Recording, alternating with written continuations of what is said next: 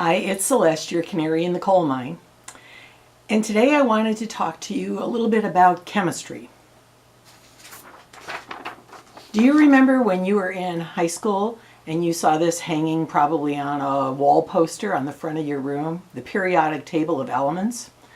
Well, one of the characteristics about this chart is that like elements are grouped in columns.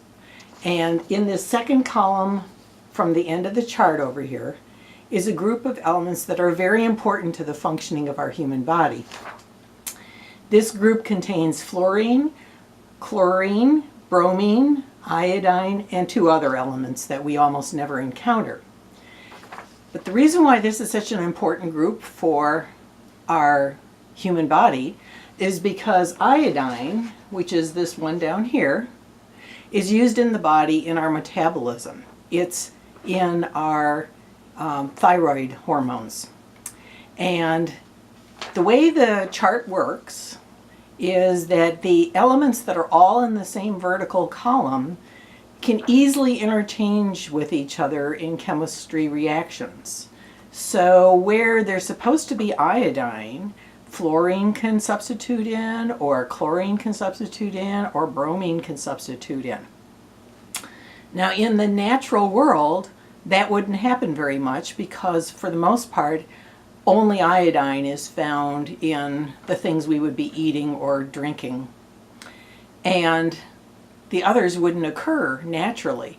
So the fact that we fluoridate our water now, and we use chlorine in the water in the sanitation process, and we use bromine in bread making, in bakery, to make things stay soft longer, is a problem. I've said many times before that in order to be healthy, it's important for us to only consume the things the human body recognizes and don't consume things that it doesn't really recognize.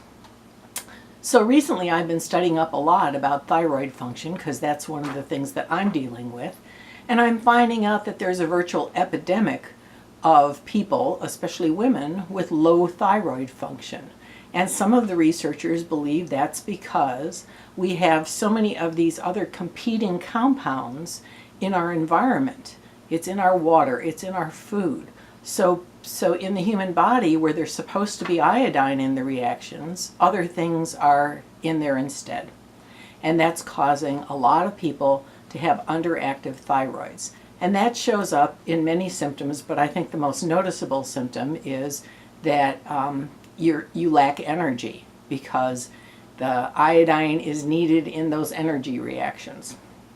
So I just wanted to mention that that's one of the reasons why I use a water distiller.